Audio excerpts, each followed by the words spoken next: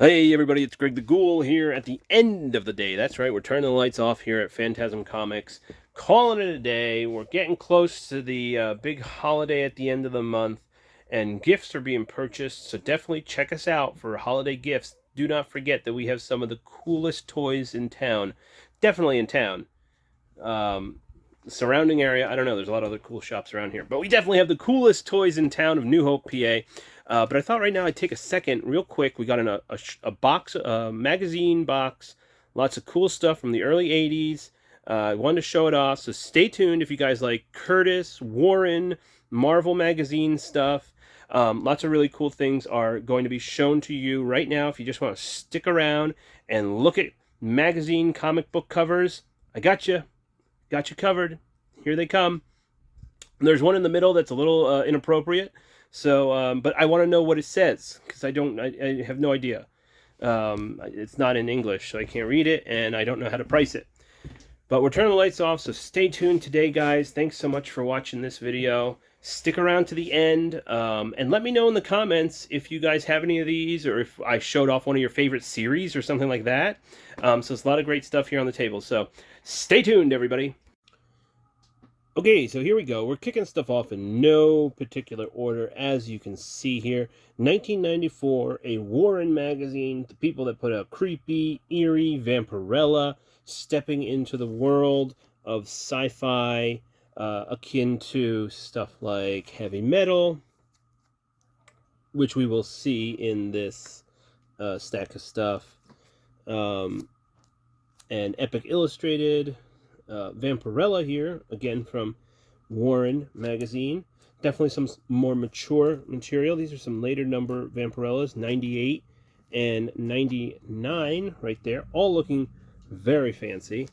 But this was some really special stuff here. Planet of the Apes, magazine size, #1. I don't think I've ever had this particular issue. I've had a few magazine-sized Planet of the Apes. One thing right off the bat, I love that it says Phantasmagoria. Anything that really has Phantasm on it, I always kind of set aside for myself. Unfortunately, I'm going to have to let this one go. But you get a cool interview with Rod Serling. They were trying a lot of different stuff with these magazines. This is a Marvel magazine published by the company called Curtis. So there's a lot of fun articles in here, not just comics. But that's issues 1 and 2, and then we jump up to issue 17, which I think is a fantastic cover. Probably Bob Larkin. I hope that's correct. But you have all sorts of artists that worked on these covers. One of my favorite covers of all time is right here. I have this graded upstairs. I love this cover so much. Just you got flying demons, you have skulls making a pyramid or a staircase. You have this ape in the center with his hands up. It's powerful. He's creating an X with his body. I don't know. It's just all of it works for me. Really like it. And now that I'm seeing more of these covers, I just love the Planet of the Apes covers. And hopefully, I think Marvel just started talking about putting out more Planet of the Apes stuff. I guess they have that back in their possession, license for that. Looks like January or February, we're going to be getting some Planet of the Apes crossover covers. This is a great cover, too. Vibrant. Very vibrant. Love this cover, too. These almost look like, I don't know what, like zombies or just like melted face men. Cool cover right there. So yeah, I think they're bringing the Planet of the Apes back into the fold. They have these movie properties that they work with, it seems like, and they sort of roll them out in a very particular type of way. They did the same thing with the Predator and Alien books. Once they got the license back for that, they started doing some reprints. They did a crossover with all the covers. Got a Predator cover, then they got an Alien cover. So that's all those. And apparently these last few are very scarce, very low print. I was shocked by some of the prices. Mine are about $20 below prices on eBay. So I just couldn't believe it when you got up to, when I was looking for values on these. But some classic Savage Sword of Conan, some lower numbers around 48 and 50. And let's see what else we got here. All right, we're going to mix this up. You ready for this? We do have more Savage Sword to show off, but for right now, I'm going to show this run. Action Force. British magazine, publishing G.I. Joe comics. They're thin. They're commonly trashed, or they're usually bent. Spine ticks down the corners. These are pretty sharp copies, I've got to say. And I was almost a complete run, 1 to 50. I think we're missing maybe 5 or 7 issues out of this entire run. I mean, you'll see it here. I'm going to just present it. Do you think this is this sort of reminds me of the first issue of Walking Dead? What do you think? I know it would have been, Walking Dead would have been homaging them, but I don't think so.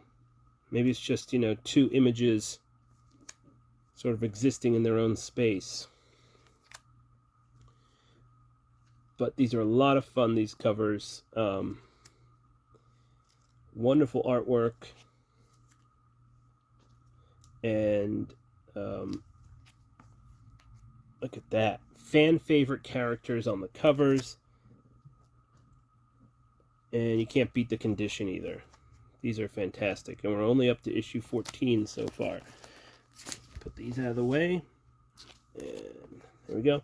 Also introducing some Shang-Chi into the mix. So these are some shorter stories. They were coming out what looks like once a week, I think. So they had to mix some other stuff up in there. Love this. This one is fantastic. There's a back cover with the artwork, the wraparound cover. I don't know where this tank is flying out of the sky from, but it's just a great image. And if you open it up, you see that they're actually at Stonehenge. So G.I. Joe characters at Stonehenge. There's that. Look at that one. That's really great. Dynamic cover. He's mad. And all of these included the posters. If it says it has a poster to go with it, I checked all of them for posters or anything like that. Now we're getting into the Transformers crossover that occurred. Another great cover right there. Transformer in the background. Oop, there's a double. Forget it. Take this away. There. Still got some more to show off. Really fun stuff here. Just sharing stuff that's coming into the shop so you guys get an idea of what we got here. Love this one. Like, what is this? This guy's wielding a chainsaw in battle here. This is crazy. Really cool cover. And we're getting down to the last few. Actually, there's probably still about 10 left. But they're very thin. Very thin. There's 3 short stories in here, or 4 sometimes. This, the canals. In Venice! That's right, there we go. And here we go with issue 50 right there. So, Action Force, really cool. G.I. Joe fans would definitely want to pick these up. G.I. Joe presented in a different way, and it's super cool. We got them available right here. I always come across this magazine. Batman fans, I would say it's pretty much an essential. Got 1 issue of this Cracked Monster Party. I'm a big fan of these funny monster books, so I'm always setting those aside for myself. Creepy number 13, all the way down to 13 on that one. That's the earliest Creepy that I saw in this bunch. Doc Savage. Got a lot of Doc Savage somewhere else, too. Not just this one. Vampire Tales definitely has some condition issues, as you can see down the side here. But I think it was priced accordingly. Son of the Demon. I think some people were talking about this earlier this year. But I come across this quite frequently. It's not too uncommon. I have no idea what this is. But we have a Star Wars questions and answer book about space. So maybe we're given the tour, a guided tour by R2-D2 and C-3PO as they take us through information about space. Here's Epic Illustrated, and we do have a bunch of these in stock at the moment. I think this is probably the only one that was in this batch, but akin to Heavy Metal and 1994. Some more Savage Conan. Usually have a bunch of these in the shop. Okay, there's that one. Joe Jusko cover. Classic Battling Conan cover. Here we go with a Marvel graphic novel right there. Early Marvel graphic novel, Assassin's Guild, and a few Heavy Metal issues. Summer 1988. And we have the July 1994 cover. Very cool. Another graphic novel. This one has some condition issues on the bottom, but again, I think priced accordingly. Miranda the She-Wolf. Another Marvel graphic novel. I love the presentation of some of these. The content itself, not for me. But actually, I've never read this, and I'm kind of curious about Miranda. But not all of them, as you can see, are for me. But it's cool that they put these oversized magazine-sized graphic novels out. It's something that like Scout or what's the other company? Aftershock is doing right now. They're putting out these oversized comics. I think some people are sleeping on them. Very good content, and the art is presented in a really nice way. All right, taking a 1-minute break, and we'll be right back. All right, well, I'm just waiting on some pizza to show up. I keep checking the door, so if you happen to hear a knock at the door, Spatola's has arrived, and so has Heavy Metal from 1981 February edition. Wild, very suggestive cover right there. Creepy from February 1980. Some more 1994s. Provocative illustrated adult fantasy on that top above 1994, so that gives you exactly the idea of what we're into. Little beaver down here, I'm not sure what that's all about, but the lecherous Grote love to eat virginois Indian maidens. My goodness. So you get the idea. I love this cover of Eerie later in the run, 94. And Eerie 90, what is this? 139. So I believe that's the final issue of Eerie. This is a $3 book. It's pretty rough condition, but it's a reader copy. I have no idea what this is. Maybe somebody can tell me. It's definitely adult content, so watch out, children. But don't look at it too long, because there's definitely some inappropriateness. But if you knew what it was, why don't you message me in the comments, because it wasn't in English.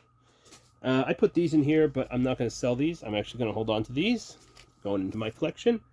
And maybe I'll just try and flesh it all out. So we have issue 1 of Amazing World of DC, or 16, I'm sorry, of Amazing World of DC Comics, issue 17. I don't even know what I'm talking about. Issue 14 right there. I do apologize. We have issue 17 right there with Shazam, the Marvel family. And we have a spotlight on Wonder Woman, Linda Carter era. Cool books. I'm a DC guy at heart, so I'm definitely going to try and track down the rest of those. We have Marvel's Bizarre Adventures, and another Marvel graphic, which they just reprinted, actually. A 2-issue reprint of this came out recently, and I think Claremont had done some extra work for it, too, so there might be some new content to look for. Always one of my favorite covers. Gruesome. What's going on? A barbarian lady walking around on the moon. I'm into it. I want to know what's happening. One of the more popular Conan stories, Red Nails, adapted in this issue. That's always a big one to pick up, and possibly one of my favorite Conan covers from the Savage Sword line. This is Earl Norham, and just fantastic cover. We have Hard Boiled, only one issue from this. I come across these every now and then, and again, same thing with the Action Forces. These are usually pretty junked. But this one's decent, you know, it's got some nice vibrant whites and everything, so it wasn't thrown around too much. Some more Conans to enjoy. Whoop, little wobble in the camera. Wobble, wobble, wobble, wobble, wobble, wobble. Alright, let's get these out of the way. And just the last bit of magazines to show off here. Kick it off with some Savage Sword. Again, and these Savage Swords, they got like $2, $3, $4 on some of them. Some of the earlier ones, like the 40s, are around $10 to $20 a piece, and that was just depending on condition. Is this Earl before or Frazetta homage or no? I'm not sure, but it looks like it. And then we have some really early heavy metal magazines. February 1978, I believe second year that the magazine was in production there. So August 78. This is December 77. July of 78. So some really early heavy metal books. These are all between $10 to $20 a piece as well. So there we go. Very nice. Love these covers. Content in here is top notch. If you haven't checked any of these heavy metals out, I don't know. It's not getting reprinted in too many formats. So it's like you got to get these magazines if you want to enjoy them. And we have a final Bizarre Adventures. And this will be the last book that we show off. Unfortunately, it's pretty low grade. Cover is definitely still attached. But I love this book. Tales of the Zombie. Simon Garth there is the zombie. And great Boris Vallejo cover. Got some condition issues down the side. But still a great book to have. I love all this horror stuff. So hopefully more horror books come our way. But for this video, I think that's everything. That's the last of the magazines. So stay tuned for one more moment. And there you have it. That was it. That was the video of all the magazines that just recently came in. And just so you guys know, we have all these other magazine boxes of stuff here to always go through. A lot of cool stuff in here. So don't, sleep on these magazine boxes. This guy, well, let's see what's over here. It's random pulls. So check us out for these if you guys like eerie, creepy. What's all the way down here? Got some weird, psychotronic, cool. I have horror movie stuff. It's getting off the rails over here. Threat. Let's see what else we got. Oh yeah, rip-off comics. Lots of alt stuff. Merchants of Death, cool. There's even some Spirit way back there. So let's see what's in here. Oh, some Vampirellas. Really cool. All right, so if you guys are interested in magazines, we got lots here at the store. We also have some in the warehouse too. If you're ever hunting for something, send me your want list on Instagram or Facebook, and I will catch you guys at the comic shop. Have a good one.